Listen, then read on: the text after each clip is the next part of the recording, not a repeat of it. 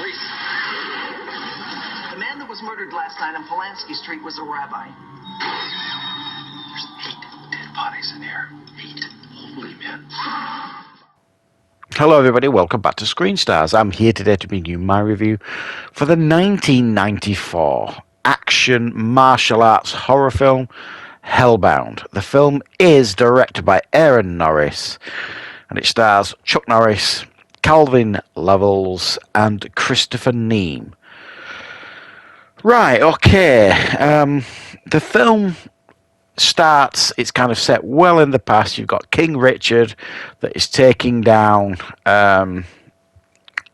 Christopher Neame's character Lockley, who is wanting, to get ultimate power and be all demonic and destroy the world and all that jazz.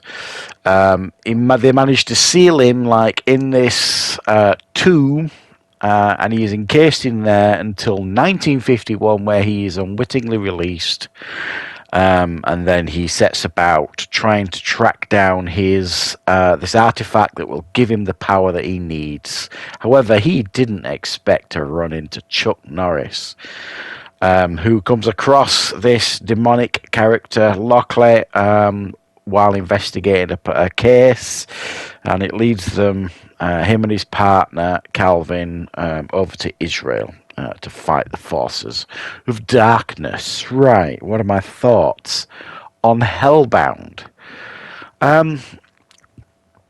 This film is, like many Chuck Norris films, I suppose it's fair to say, has positives and negatives. Do the positives outweigh the negatives in this film? Probably, but some of the negatives are pretty bad. I mean, the idea here again is excellent. I really do like it. I mean, you don't see Chuck Norris doing an awful lot of horrors, really. He's dabbled a little bit here and there, but this was kind of like trying to go full on, if you like. It misses the mark. It's not what you would call scary, but it's obviously got supernatural elements to it and horror and demons and all that kind of stuff. So the idea here is good of this demonic creature, trying to get this MacGuffin artifact thing that once it gets it, sacrifices some royal blood, it becomes all powerful. While that is fairly generic, of course it is. This whole demonic character played by Christopher Neame, this Lockley, I think he does a brilliant job here. It's fully pantomime, it's way over the top, and he's easily the best thing about this film.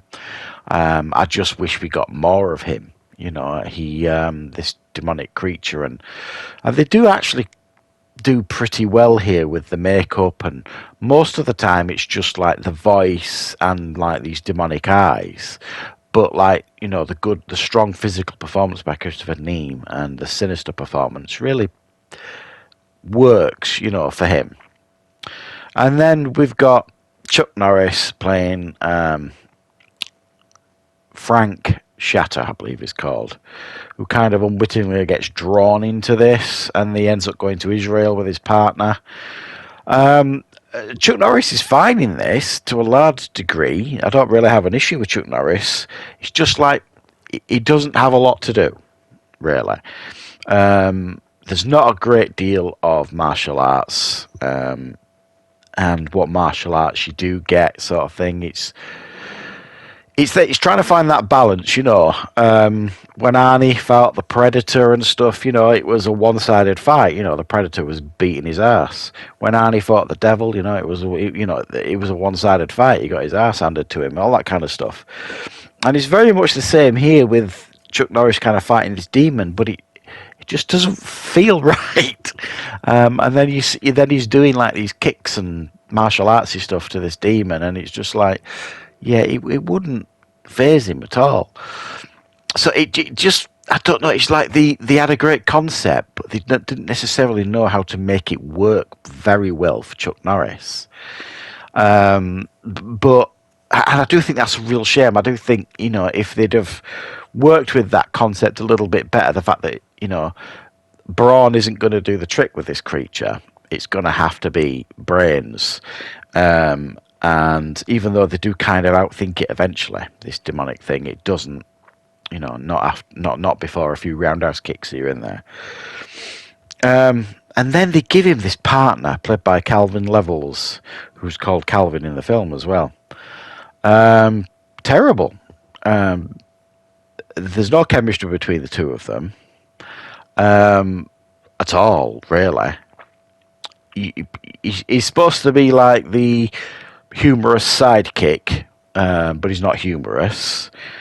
He's constantly wanting to eat, and I just don't understand why they put that in the film. You know, he gets to Israel and he's hungry all the time, and they try and make it a running joke that he never gets time to have anything to eat. And he's just, you know, it's weak. The film just doesn't need that sort of story development. So he doesn't work as a partner. He doesn't work as a you know, a device to put humour into the film. And I question really why the film needed him at all. It didn't work. And there are a couple of occasions in this film where the performances by the smaller actors are so bad you would think it was like a micro-budgeted film. So yeah, the attempts at humour here, I think, are shockingly misguided and just don't work.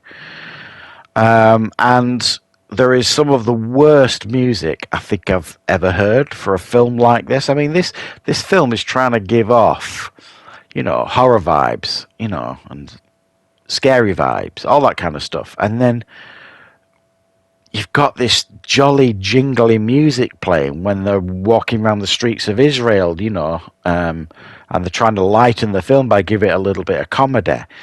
And you've got this awful clinky music. It's really bad and it's really off-putting. And they even choose to use this music as the music that plays you out of the film. I think, I'm guessing probably why this film failed on quite a few levels is because this was Canon Films' last film before they went bankrupt. So I suspect they didn't invest an awful lot into this film, and at times it shows. At times, like I say, you know, some of the locations and stuff are really nice. I'm not actually sure if they filmed it in Israel, but it looks like they did in parts. So it looks the part now and again. There are, you know, some action sequences that are done to a competent standard. Of course they are. And Christopher Neame playing this demonic creature, it does a really good job. You know, it's really over the top and it's a fun performance for sure. And there's some decent effects for him. But beyond that, really, the film is a bit of a damp squid here and there. And it surprises me that, because I seem to remember quite liking this one when I watched it many, many years ago. Maybe, you know, I was in, I don't know, I was in a weakened state when I first watched it. Now, I'm not saying that this is by far, you know, Chuck Norris's worst film or anything like that. I do actually think there's quite a bit of fun to be had with this film.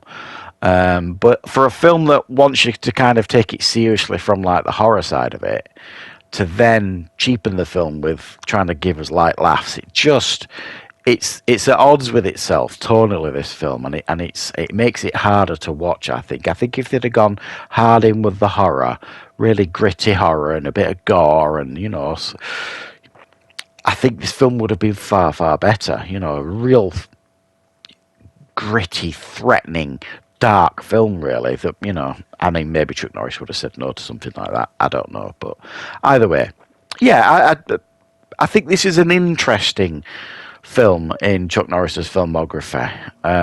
It's like a curiosity in his filmography. But it is certainly not one of his strongest, in my opinion, anyway. So thanks for watching, guys. I hope you enjoyed checking out this review. If you're enjoying my reviews for Chuck Norris, don't forget there's a playlist on the channel with all my other Chuck Norris reviews. And I will, of course, be back with plenty more reviews and content on the channel very, very soon.